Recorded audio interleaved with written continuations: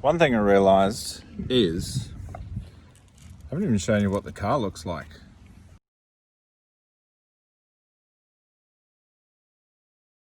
So there it is there. My 1993, 93? Yeah, I think it's 93. Toyota Cresta. It's in bits at the moment, obviously, but we're getting closer. I'll just see if there's anything else I can show you. So I've now got my 3-port solenoid mounted. I might move that up a little bit, I'm not sure. I've got my hoses for the wastegate all plumbed up. Wastegate's down there. Hoses going to the top and bottom. There's a T-piece just here for the wastegate, and then you can see down here there's my boost reference. So that goes to the T-piece and then goes to the wastegate. One thing to make note of is these. So that's the oil feed. Down here's the oil drain. And then these are the water lines. I'm yet to put insulation on these guys just to protect them from the rear of the turbo. I've got my clutch in. In a couple of days' time, it's going for an exhaust. So I bought a stainless steel V-band, correct for the back of my turbo. I was just waiting on a few clamps, so there's a few bits and pieces. This here, somebody had made, but I bought it off them. So the cooler piping kit ends here and the turbo is here. So you obviously need something to bridge the gap, and you need this boost reference. So here we've got the fuel pressure. So that's the fuel line. The fuel goes in the back through the rail and then comes out here. This is AN6 or -6 hose and some fittings. This is my fuel pressure regulator. This is a genuine SARD one. Here's the manifold line off it. This here is a fuel pressure sensor. Because I'm using a Link standalone ECU, that will get plugged into there. If you can see down here, this is my fuel filter. So I've got it coming from the hard line up to here, goes through the filter and then into the back of the fuel rail. Another thing I did was, if you can see down in there, there's a purple hose, and under here, normally there is some metal pipes. I didn't need any of those anymore, so I've deleted it and just put a single hose. I've got clips coming, and it's gonna get clipped up and held up under there. Then, see if I can get this without dropping everything. Look at that. Okay. This is for my idle control valve, so that will go there, it will come under, and then I've got a fitting that needs to be welded onto there, and it'll have another AN fitting going onto this. So adding air in front of the throttle body so it can pass through. I've marked out my air intake sensor position. We're getting closer. Just got to make up a few more brackets. I'm making up a bracket for the two. I've got a map sensor for the wastegate and then a map sensor for the ECU. Actually, one thing I'll show you. So for the existing heater core, there and there, the 1J just plugs straight in. So one goes in there and the other one goes in there. Now somebody's deleted the extra water lines. So they've deleted one there and they've deleted one here. Those for when it had twin turbos. There's my front bar. So this car, I actually got it painted. So originally it was this color, champagne-y sorta, and this is like so it looks blue in some light, and then sometimes it turns, it's meant to be like a gunmetal gray, but then turns blue and then greeny gold under certain light. I really like it. So that's that, but so after buying a fake HKS blow-off valve from a guy that said it was genuine, don't believe anybody, I thought I'd just check to see if we can hide it and if everything will fit with the bumper on. And surprisingly, even with the intercooler, don't think we're gonna have to do a lot of cutting. So have a look here. There's the intercooler just there. So we might have to do a bit of a cutting just there. And then just here, might have to cut it a bit there. But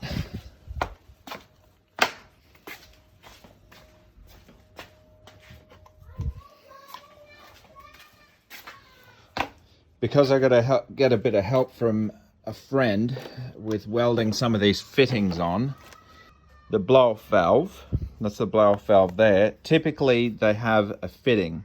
So this one is for a HKS.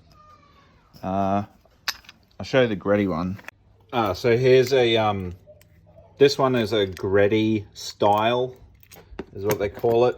I actually got this from Drift Motion, but yeah, that's how a Greddy,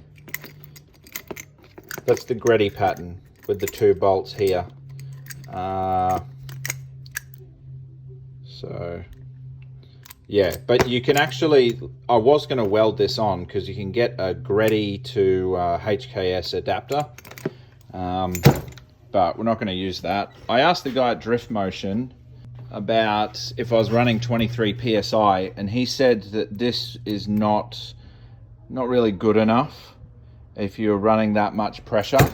One thing I remember from when I was trying to sort out these lines was I actually took the turbo down to the shop, and what I did was I measured all, like this little outlet here, and down there where the oil drain is, and what else, the outlet down there.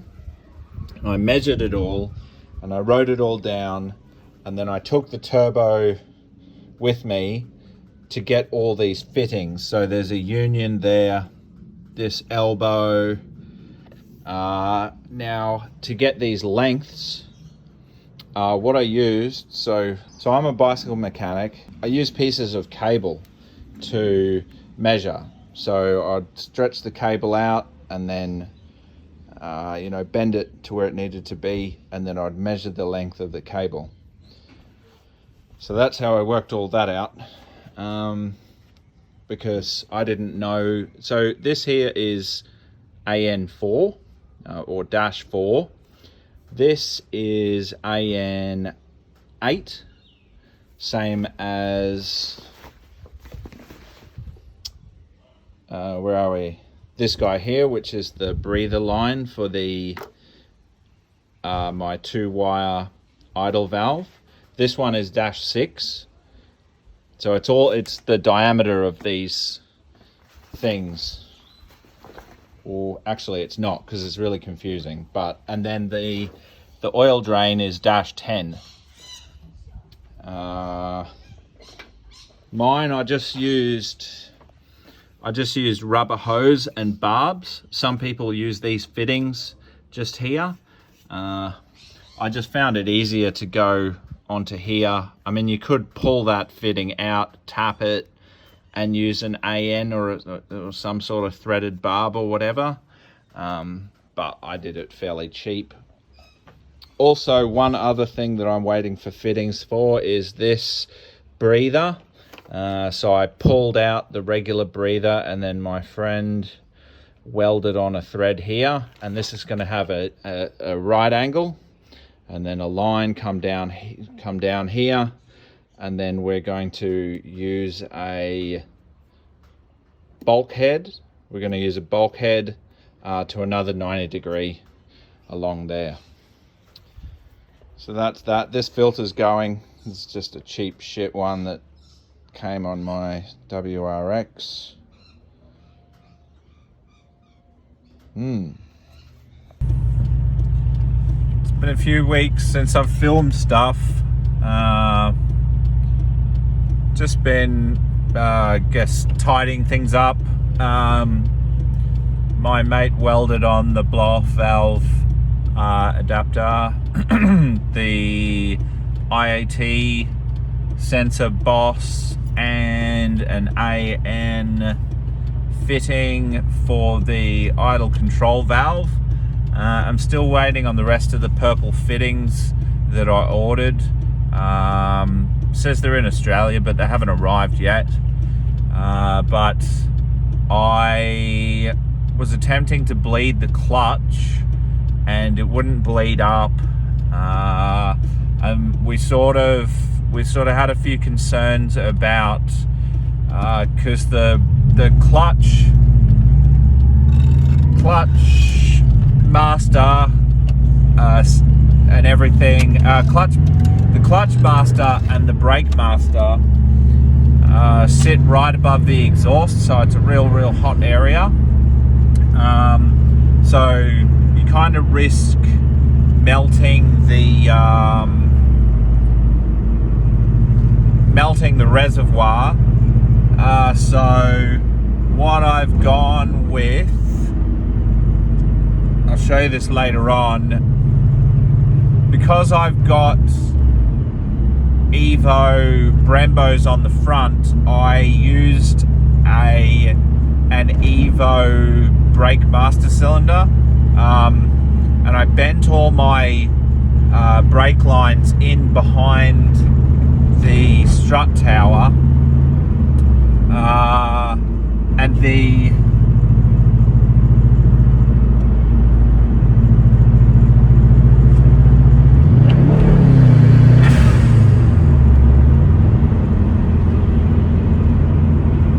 bent all the brake lines in behind the strut tower to keep them safe. But my friend suggested having a look at a different master cylinder, because the reservoir comes out and hangs over where the exhaust is. So somebody suggested using the top off a Yaris master cylinder. I since discovered there's another solution, and because I've got the Evo brake master, it has an outlet, and I just run a line from the Evo master to the Willwood clutch master. So what I've got is I've got an adapter. Got an adapter here. This is made by Leeson Engineering. Brock Leeson's he's a real helpful dude, and his company makes also a conversion for GM T56 and TR6060 gearboxes, which are really common here in Australia.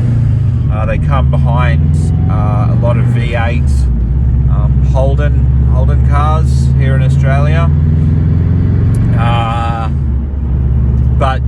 Willwood one bolt pattern is straight up and down, and JZX is on a diagonal. I did look at using a 4-runner master cylinder, so a 2-bolt 4-runner master cylinder. Wasn't sure what size, so JZX is 5/8 of an inch is the diameter of the piston in the master cylinder. So yeah, I bought a Willwood 5/8 inch master just because I wanted something cool looking, you know, something a little bit different, a little bit race car. But yeah, I'll show you a couple other little bits and pieces later. I repainted my cam covers. So originally I'd done them wrinkle black, and they didn't completely wrinkle, and it looked a bit like shit. So it's been quite fortunate. I was given a free sample by a company called Spray Bike. They're from America. They do sort of bicycle specific spray paint, but I just asked them if they had a heat resistant, if they had any heat resistant paint, and they said, yeah, we've got this one. It's called Black Friars. So it's like an interesting kind of flat black.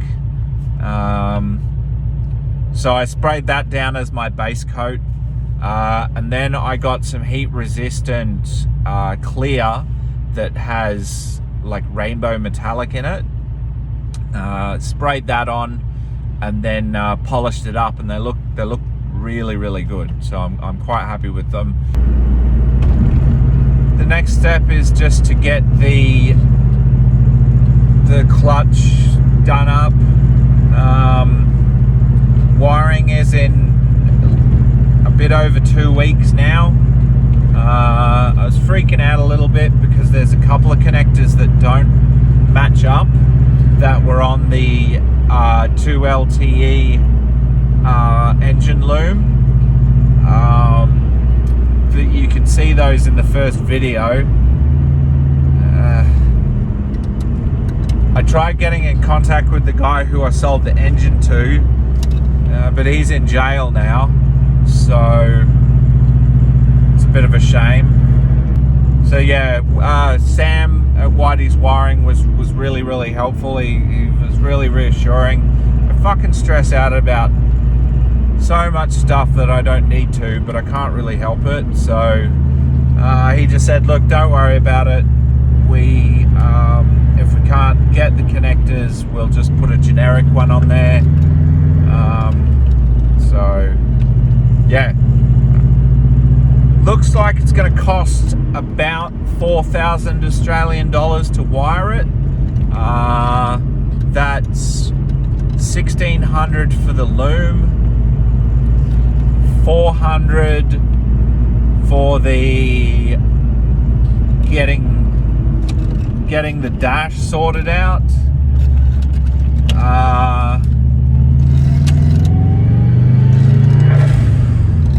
$350 for like a fuel pump relay setup. I know it sounds a bit much, but it is what it is. What was the other thing? Oh, like a fan relay setup. It's about $350. So it's at 700, 1100, 2700. Yeah, there was a couple other bits and pieces. I still got $1,000 to pay. I still got $1,000 to pay on the ECU. So yeah, but he'll wire it all up. He'll load a bass tune on, make sure everything works. And I've spoken to 2 tuners now. One is Matty Spry at Pitts on the Gold Coast in Queensland. He has always been somebody who has come highly recommended. He again was very, very helpful. So yeah, one guy was Matty Spry, another really, really helpful dude. He just sort of ran me through like things like, so when they got a new engine or they're tuning it, they often change the oil while they're doing it. Because I said to him, look, I might drive the car down because it's at the Gold Coast. I don't really fancy paying for a tow all the way to the Gold Coast. I'll find out how much it is, but I mean, it was $90 for Shannon to tow it from Everton Park to Brendale, and that's like 15 minutes drive down the road. Gold Coast is an hour. So yeah, hopefully I can drive it on the base tune. But what Matty Spry was saying was, because it's got old oil in it, he said just leave the old oil in there, and you know, once we get it down here, or you know, we'll change the oil once they've given it a couple of runs. The other thing was spark plugs as well. So I should have left the old spark plugs in there. I don't know if I've still got them. I think I would have chucked them. But they might be somewhere. So yeah, it might pay to put another set of plugs in there. The other thing was, I put 6s in there, so BKR 6ES or something. I might have a chat to him because he might recommend putting some 7s in there. I'm not sure, but he also sort of told me about, you know, how you have your 3 tunes. I thought it was only 2. Apparently you could have 3 if you wanted. So we're hopefully gonna have wastegate spring. We changed the wastegate spring from 14 psi to 12, so I'm gonna have wastegate, which would be 12, then have probably like a 16 to 18, and then depending on what Matty reckons, probably a 21 to 23. But he was sort of saying that the turbos run out of puff at about that sort of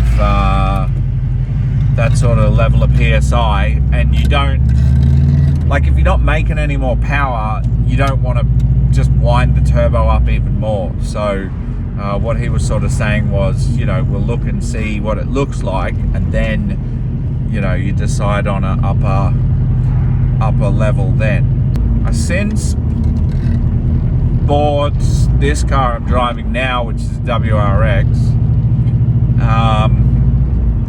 and its gate on it is 6.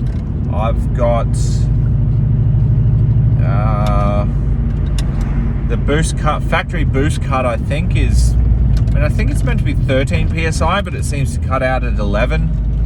But I'm currently running about 10 psi via a boost controller, aftermarket, sort of an Apexy boost controller. All it does is it brings the boost on harder and sooner by manipulating the wastegate.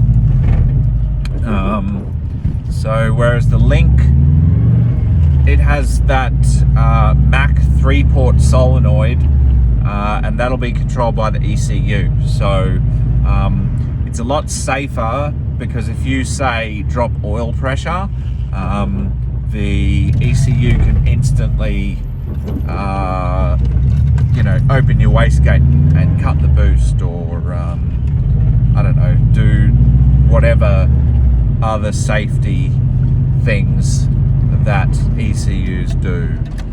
Hopefully I'll edit video 3 soon, and it will be an improvement on video 1 and 2, and then I will get around to editing video 4. But we are getting closer. Here's my engine covers I did. So it looks sort of grey, and then I don't know whether you can see, can't really see too well because there's not much light, but it does change colour. So you can kind of see a bit of a rainbow hue, maybe? Don't know. But yeah, that changes colour. And then that's the dump. Removed the dump and wrapped it. Oh. Well, actually, last time we were getting the exhaust made, so here's my clutch out. So here's the outlet I'm going to use to go down to my clutch. You can probably see, there's my wastegate down there. So what we had to do is get this hose to go down and under, and now they both come under here. And then they're sort of all secured. Got a bit more space underneath this guy. That should be up there. So there's a bit more of a gap. I did this. If you are going to do something like this, don't make this hole so far down, because it was very hard to reach in and do this guy up. So maybe do it a bit closer up here if you're thinking of doing something along those lines. Here's my tape. Chris says it's not going to be very sturdy. I don't know. I'll see. And yeah, just heat shielding, more heat shielding. We've got heat shielding on the oil drain here. So we've just had a delivery because I've got to change the diff. I bought an 8.6 BRZ, 8.6 BRZ diff because the tail shaft won't mount up, and my rear diff bushings, so you'll recognize that maybe from the back of the diff, they are ruined, so I've got new ones of those. And then the front bushings on the 8.6 diff don't fit the JZX bolts, so I've got some front bushings. And then because while we're doing it, we may as well do the subframe, so there's some subframe bushes as well. These were from Strongflex in Europe somewhere, maybe Poland, I don't know.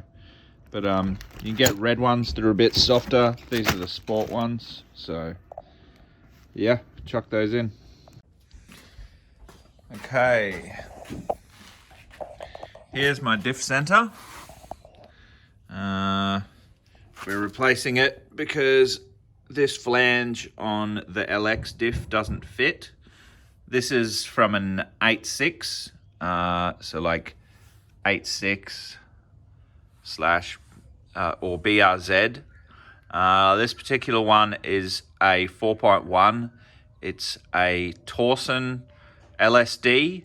The difference between this Torsen and a JZX 100 Torsen is this is a newer version, I'm led to believe. The diff came without these little guys. So the diff just came like that. The difference, another difference is these holes here. If you're going to use this with these bushings, you need the front bolts from the 8.6 diff. I'm going to replace these bushings with those yellow ones. And then these little guys here, I call them stub axles. Other people that call them half shafts, but basically they go in there, and then your drive shaft attaches to that. Another difference between LX and JZX is the LX. I'll just put this on the ground. The LX half shafts only have 4 bolts. These have got 6. So I'm just waiting for the drive shafts that connect to that. I ordered them from Japan, and because I'm stingy, I paid for C-mail. But I mean, currently there's not a lot of good options for shipping at the moment. You used to be able to get EMS, which was quite quick. There's all the junk from the car waiting to go back in. That's ready. There's the front lip over there. I don't know whether I've showed you guys. I don't know if I've shown this yet. What I'm doing, just because I wanted to, is Brembo brakes. So these are from, I think, an Evo 6. And then these are the brackets. These might be for S14, but the guy I bought them from, they were advertised as JZX. They might be the same, I don't know. Maybe you might have to do some research, but there's a whole kit in there. And then the calipers.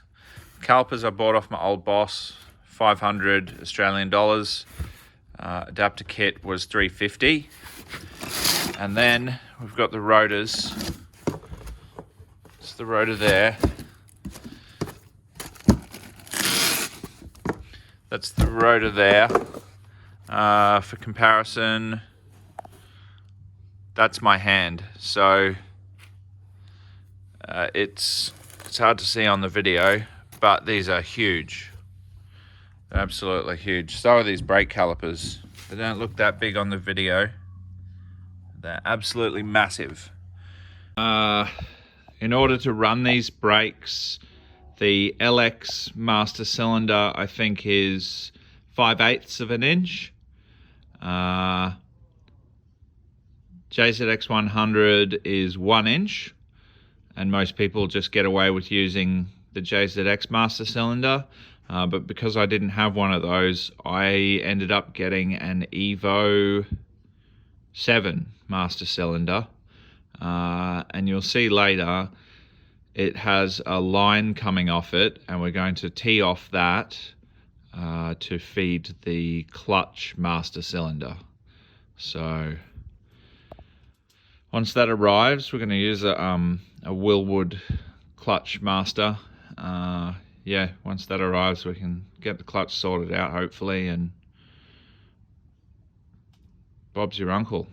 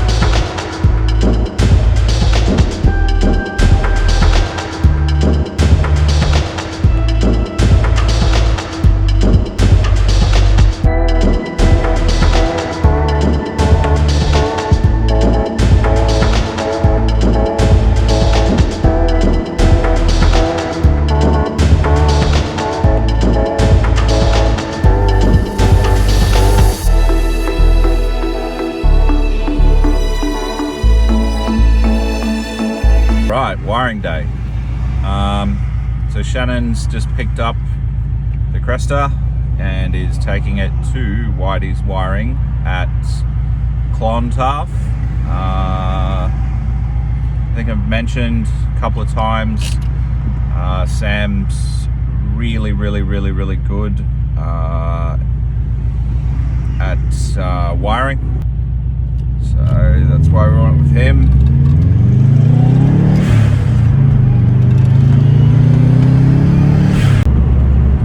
I made a list of all the connectors that I've got. I mean, Sam's gonna at least he's probably gonna want to just supply all the connectors, but I'm just gonna ask him, because I bought them for when I was gonna try and do the conversion with one of the, because I've got one JZ looms there,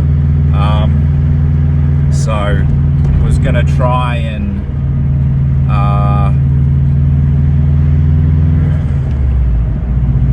use one of those, or at least I needed to replace connectors on those if I was going to use them.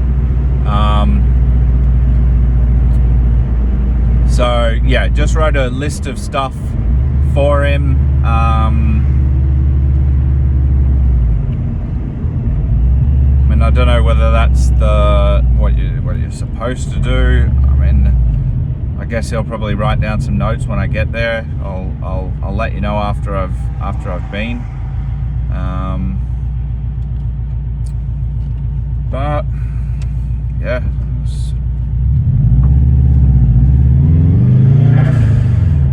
So we've got wiring.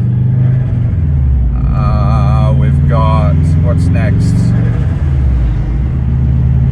Then got to do the diff.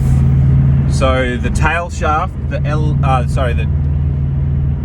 JZX tail shaft doesn't mate up to the LX90 diff. I've got like an FT86 BRZ Torsen limited slip.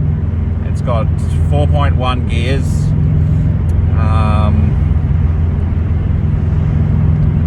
What else can I tell you? Oh, I've got drive shafts coming from Japan.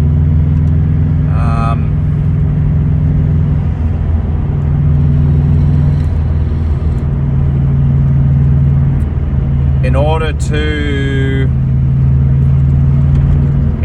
use the 8.6 diff, you either need to use the front bolts, or you need to replace the bushes in the front of the diff. So I brought some Strong Flex bushes. I think I did record those. I showed you those just before. So wiring, diff, then it's probably, once the car can drive, it's off for a tune. So tune is generally anywhere between $1,000 to $1,500.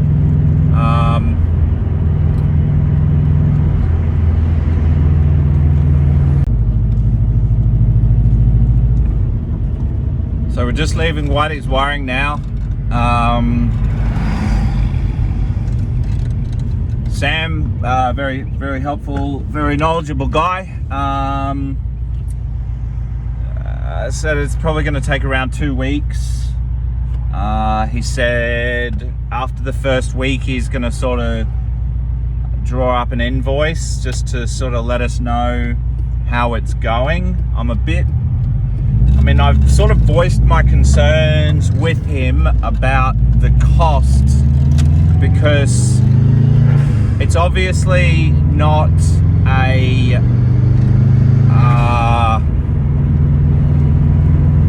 it's not just a set cost, as in, well, it seems that way anyway. We'll find out, but he sort of said it's about $1,600 to do a loom. It's about $250 to do it to the car, $350 for $350 for a fan relay, EFI relay, fuel pump relay. You know, they're sort of $350 each, and then I'm going with the digital dash. So I sort of said a guy on the internet traced it out, and it took him 4 hours. He was for a novice.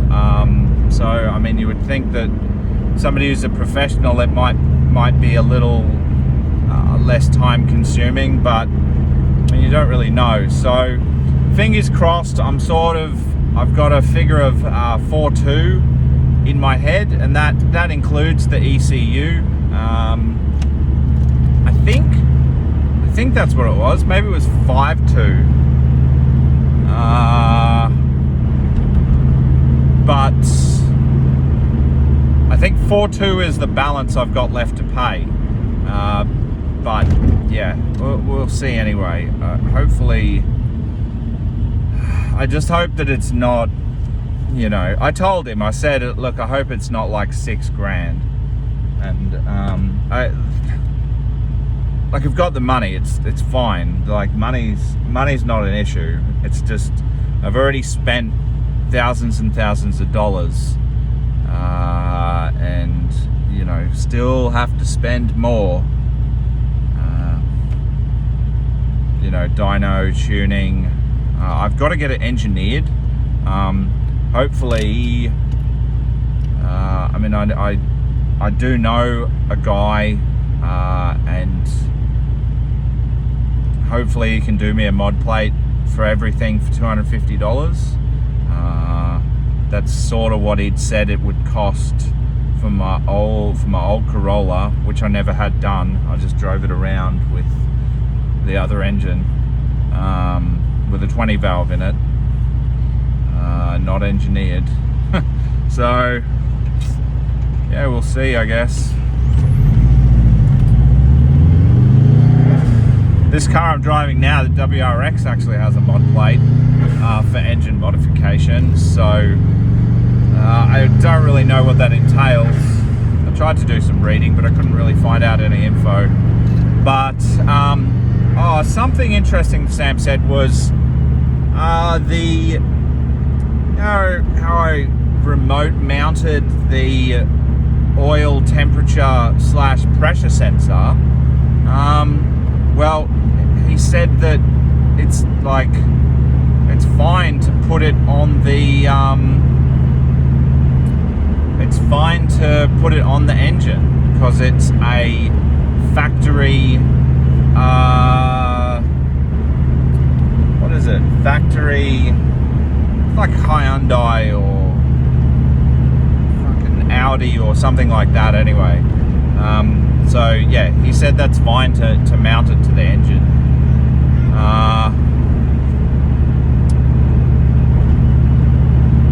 What else? It's like $750 to put the battery in the boot, purely for the cost of the cable. So I will perhaps do that myself sometime. I don't know. Maybe I won't. But yeah, I mean, it seems with these kind of jobs, you pay for everything. You know, there's no sort of oh hey, like with my sort of work, I look after my customers. So if a job is getting up there in cost, I'll just say to them, look, I'll you know, I'll just do that as part of the work. But you know, this sort of stuff, it seems like you basically pay for everything. So guess that's the way. Like, there's some wires in the boot that are live and don't go anywhere, and so I just sort of said, oh, you know, I mean, I suspect maybe he'll use them for, nah, he probably won't, but yeah, there's some live wires in the boot, and you know, I'm sure there's going to be a cost to tidy those up, but you know, anyway, whatever. Fingers crossed. Hopefully it's a good outcome. Comes in close to the budget, and yeah, we've got a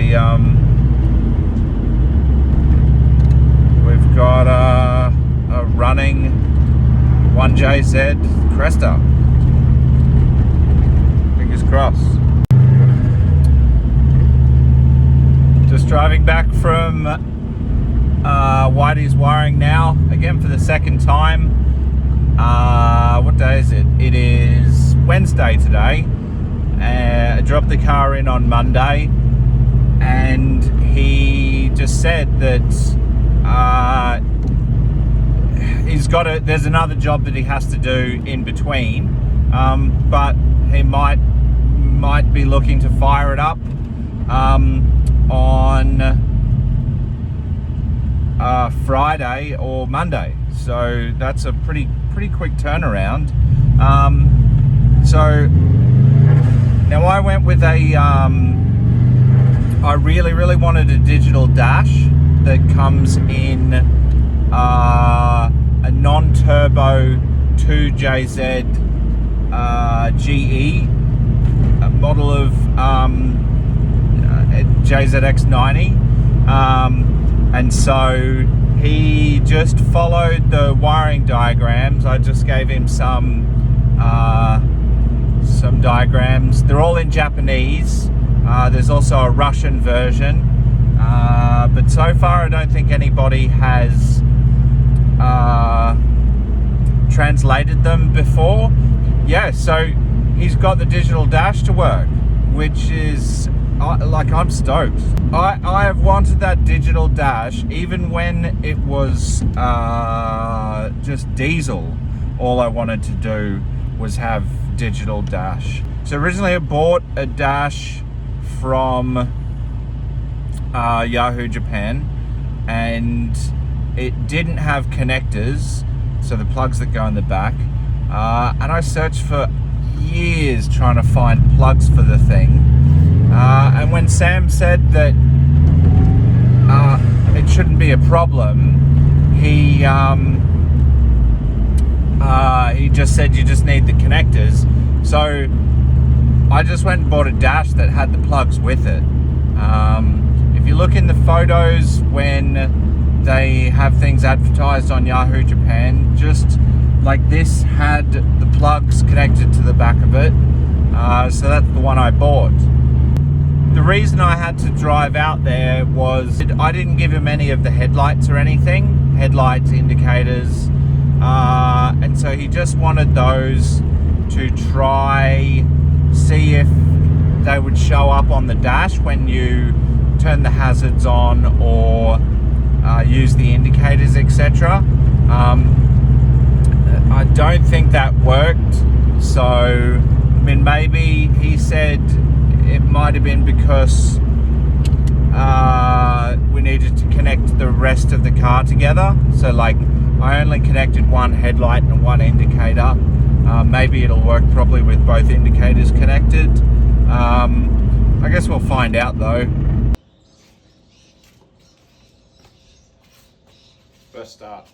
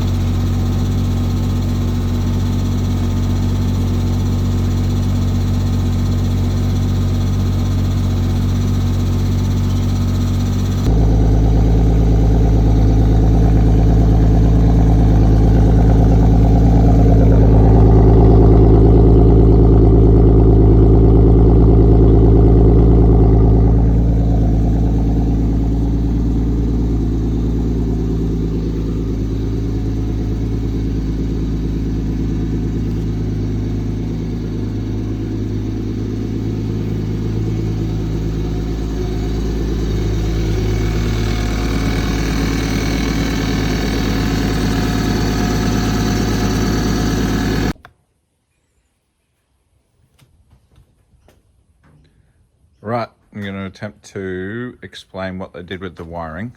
Where will we start? So here's the battery. So that was one of the existing LX negatives. The negative battery cable runs to the engine.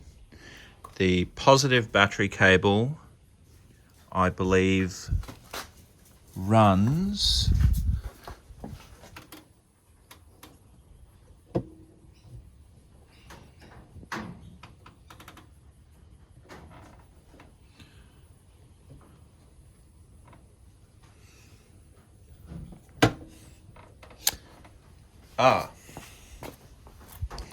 okay, so existing negative, that was from the LX wiring. That just goes to the body. That goes to the engine. This cable here goes to the starter motor, this big thick one. This one here is for the fuel pump relay.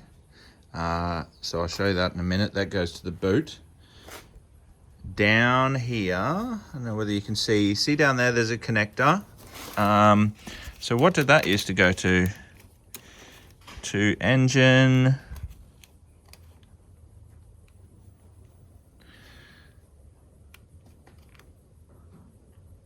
I can't read my own writing.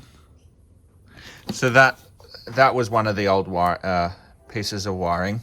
That now supplies power to the fans. I know. That's the glow plug. So that's for that came off the glow plugs. All right, so that was power to the glow plugs. And in order to run these thermo fans, what you need is a relay. So what he's done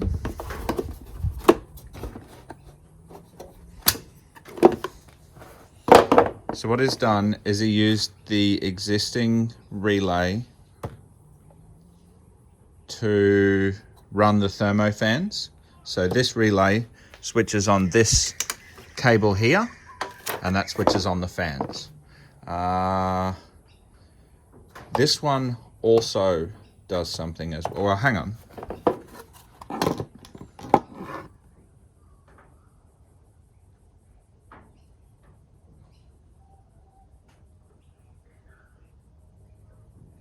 Okay. That is the fan relay. I can't remember what that's doing, but that's the glow plug relay. That goes to this guy here. You can see the tape from when I removed the engine. That was powering the glow plugs. Does the fans. Okay, we've got that. What else? I'll just show you this loom. It's really, really nice. So it uses what do they call it? Mil spec wiring.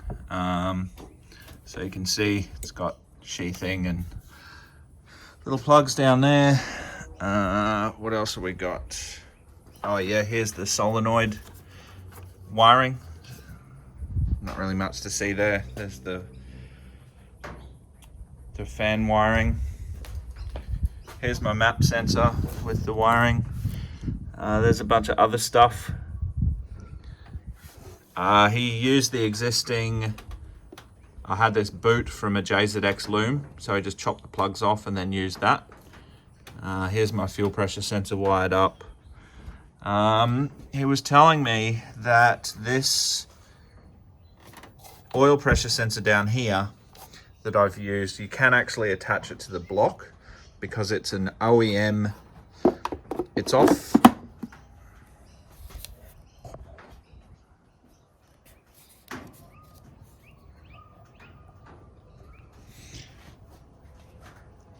It's off, I forget what he said, it was like an Audi or something like that, but they are designed to go on the engine, which most people told me it wasn't.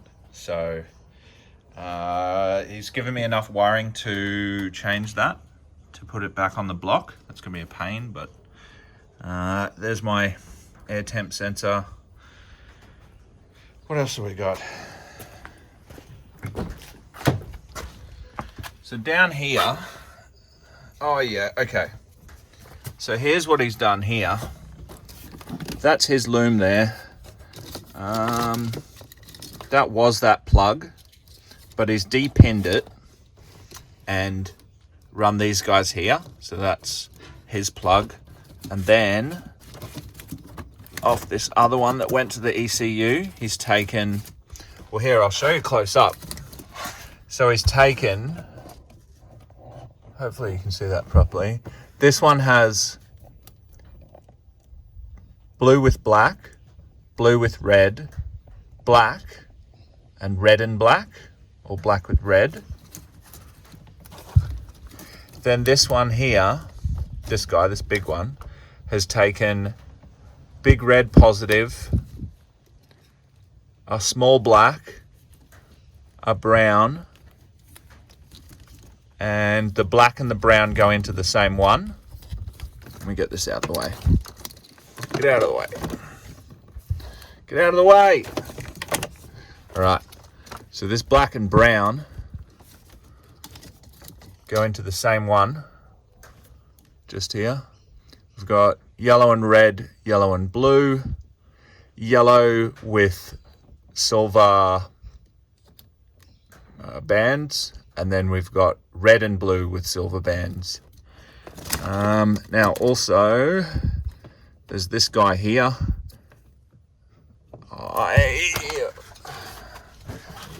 What does that do? Where does that go? Oh shit.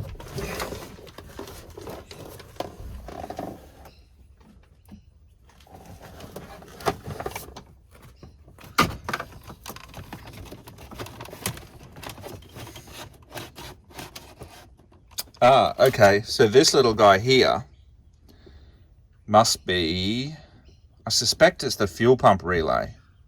Okay.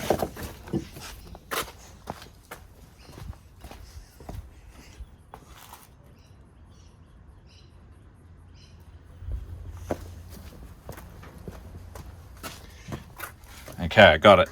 This little guy is running up and over here. I think that's for the fuel pump relay, to switch the fuel pump on. If you're using a link ECU, well, I don't even know if the wire colors are the same as what they use. But anyway, brown and yellow with silver bands is from his link loom going to the fuel pump relay. So that guy comes up over there, comes down here. Now, also one other thing. So I'm using a digital dash. Where is it gone? Oh, it's upstairs. So I had a digital dash conversion. Basically, it comes off an NA2J engine. What I have to do is, this here is to plug in a tacho booster. Tacho booster is basically a relay with the coil removed, or the switch. I don't fucking know. It's something like that anyway. You'll figure it out. But Sam, from what he's wiring, has put this in, so I can just connect the tacho booster straight up. I'll show you the tacho wiring. This plug here and this plug here are for the digital dash. When I first bought a digital dash, I was able to get one of these plugs off a Sora digital dash. It's the same plug, but this one I couldn't find.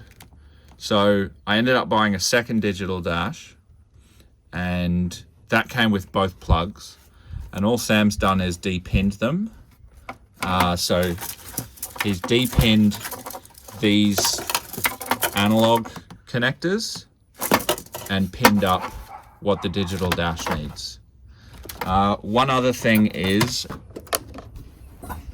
so it's not hooked up at the moment because I put it in upside down because I'm hopeless. But this is the digital fuel level sender. You can tell it's a digital one by the blue at the top. So it's slightly different. And what I did was I orientated it like that in the fuel tank when the thing is meant to be like that. So because the PCD on the holes isn't the same, I have to re-drill it or get a new top from somewhere, but that will go into there and allows me to run the digital dash. Also, this is the wiring in the boot. So if you look up there, there's the fuel pump relay. There's that wire coming from underneath the console. And then that'll be that red power wire.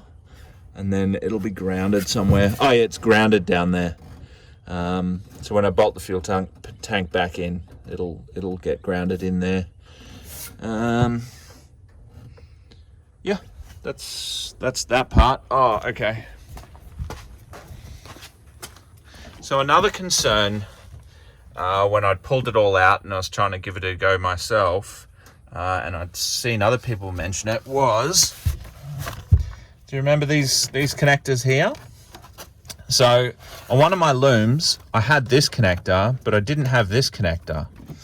And what it looks like is that he's joined green and yellow green together,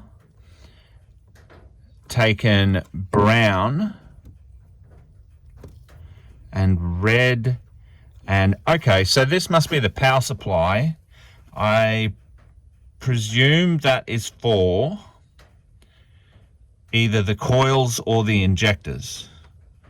I mean, there's 6 little yellow wires, and then this brown guy. So that's that one. Here's, what's this power? It's got a fuse on it. That's power for something else. That might be power for the ECU. Maybe. I don't know. This is why I'm not doing it. Didn't do it myself. I saw a guy he was asking about one of these plugs, and it looks like you don't need it. So yeah, just going over it again over here, we've got a ground, we've got a power for something, we've got a power, like a group of little power thingies. You see that? Probably not. Group of power doodads all going into there. I'll show you, see if you can see the pin. I don't know how well that'll come up. But yeah, that's the wiring side of things. I'll just go over a couple other things just in case.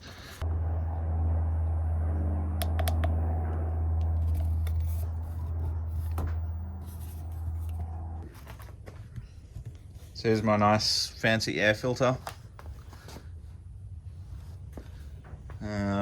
All my T-clamps that everybody hates.